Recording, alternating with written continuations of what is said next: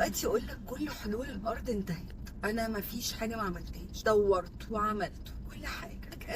ان انت لو بتقول ان كل حلول الارض انتهت، في اهم حل، وهو الحمد لله على نعمه وجود ربنا، حل موجود في السماء. يعني انت النهارده لازم يبقى عندك اقتناع تام ان الحل الاول هو ان انا ادعي ربنا.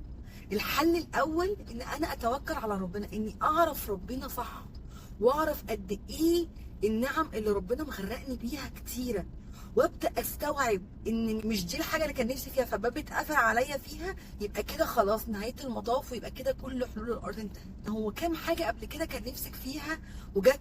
طب كام حاجه قبل كده كنت خايفه منها وبقيت بعد كده تقولي ايه ده انا خفت منها قوي كده ليه؟ فاهدوا، اعرفي ربنا صح، ادعي ربنا، ويبقى هو ده الحل الاول ليكي، وبعد كده ابداي دوري على حلول